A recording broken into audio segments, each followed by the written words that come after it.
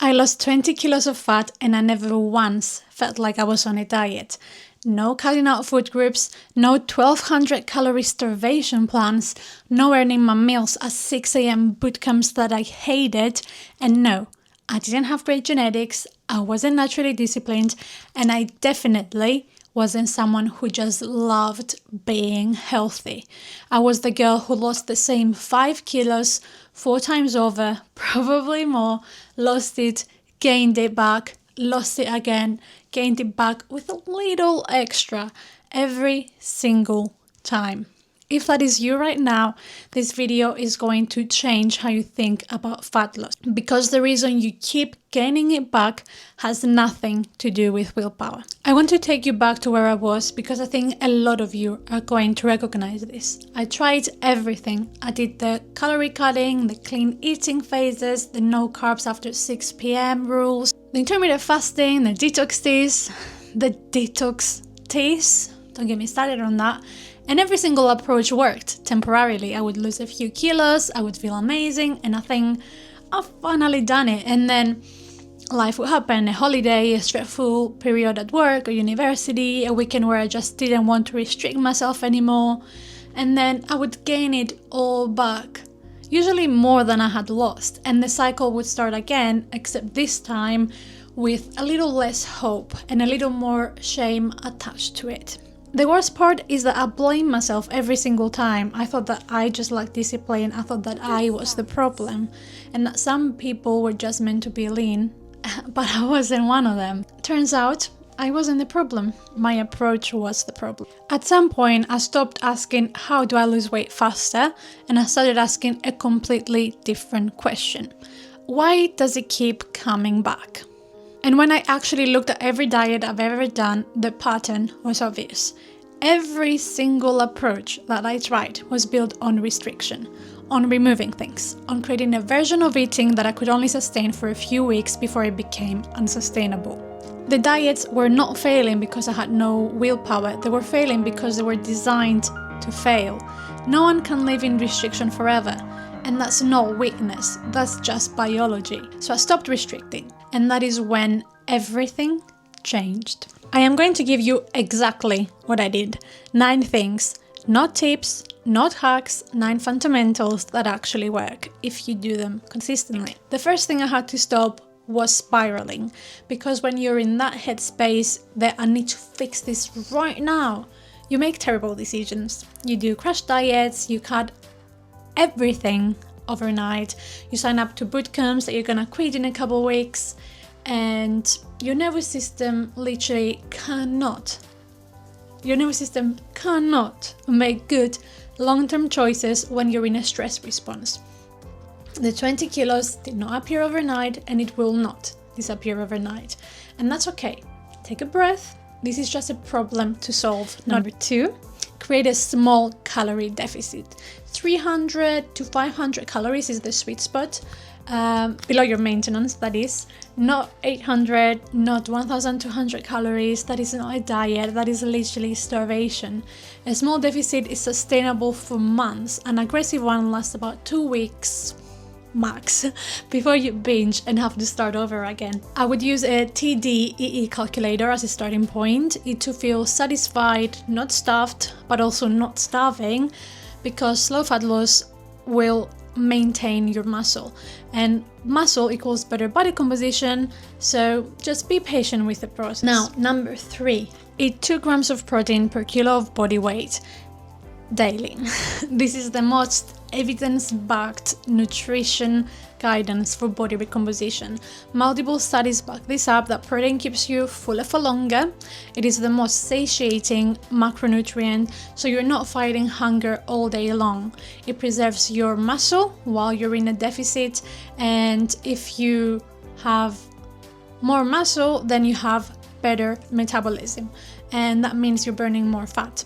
So if you just hit your protein daily with whole food sources, preferably, so like chicken, yogurt, eggs, cottage cheese, beef, protein shakes if you really need them, as long as you hit it, you're good. Number 4, walk 8 to 10,000 steps daily. This is your NEAT, non-exercise activity thermogenesis. It burns more calories over time than most people realize. And walking doesn't spike your cortisol, it doesn't require recovery, it doesn't make you freaking starving. It's the perfect thing you can do. And 10,000 steps a day can burn an extra 300-500 calories depending on your size. So walk after meals, take calls while walking, park further away, take the stairs instead of the elevator, just stack it into your life so it's easier to do and it doesn't feel like exercise. Number 5, lift weights 3 to 4 times per week. No cardio, not spin class, just structured, progressive resistance training. This is a non-negotiable. Muscle tissue is metabolically active. What that means is that the more you have, the more calories you burn when you're doing nothing. Weightlifting challenges your body composition. Cardio makes you a smaller version of you, basically, but you're the same shape. And 3 days is enough to see significant change, especially if you go from doing nothing to that. You don't have to live in the gym, you just have to be consistent. Number 6, train close to failure. 0 to 3 reps in reserve on your working sets. If you could do 10 more reps, that set basically doesn't count. You may as well not have done it. Intensity is what drives muscle adaptation and builds muscle. Comfortable workouts produce comfortable results, which means no results. Most women leave way too many reps in the tank because they're afraid of discomfort, or they just cannot distinguish the burn from actually going to failure. You don't need to go to absolute failure, you just need to get close enough that the last 2 reps are a fight and you're actually struggling to do them. Number 7 is to use progressive overload. Every week aim to do slightly more than last week. So an extra rep, an extra kilo, maybe better technique with the same weight. Your body adapts to stress, and if there is no stress, there is no adaptation. Simple as that. So you can keep a training log and just track. That could be a notebook or an app, because if you're not tracking your lifts, you're guessing, and guessing doesn't build muscle. An extra kilo on squats, for example, per week means you're 52 kilos stronger by the end of the year. Number 8, track everything: your calories, your steps, your training performance, your body weight.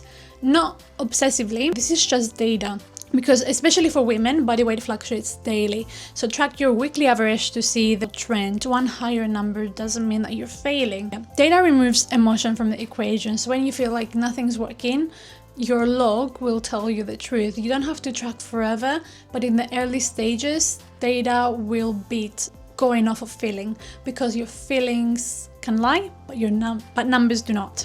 Number 9, most important in my opinion, get a coach. Not because you're incapable, but because being objective is almost impossible when you're emotionally invested in the outcome. A good coach will remove the guesswork, will keep you accountable, and will adjust the plan when life gets busy. You can know every single principle I just shared and still struggle to implement them consistently on your own. That is not something that you're doing wrong, that's just human. And the fastest path to results isn't finding more motivation, it's having someone in your corner to make sure you're acting on it. And that is something that I had to do even as a personal trainer, to get my own coach to help me actually stick to a plan instead of second guessing. I'm going to be honest with you about what losing 20 kg actually gave me, and it wasn't just a body that I felt good in, although that part was incredible, I'm not gonna lie. It was the end of the mental noise, food noise, workout noise, the end of waking up every single morning and the first thought was something about my body or what I ate yesterday. The end of guilt after every social meal, the end of planning my life around a freaking diet. I went on holidays and I ate what I wanted. I went out for dinner without doing the mental maths and trying to keep my calories in check beforehand. I stopped living in restriction and the weight stayed off because I hadn't lost it through willpower. I had built a lifestyle that made staying lean the default. And that's what's available to you as well. Not just a number on the scale, but a completely different relationship with your body and with food. If you watched this entire video and thought, I already knew all of this, I want you to ask yourself one honest question. Why aren't you doing it yet? That's the real question. And it's one that I work through with my one-to-one clients every single day. If you want help with the doing part, not just the knowing part, the link to work with me is in the description. And if you're not ready for that yet, subscribe, because every single video that I put out is designed to get you closer to the version of yourself that you already know you can be.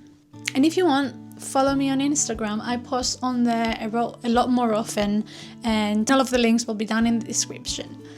I'll see you in the next one.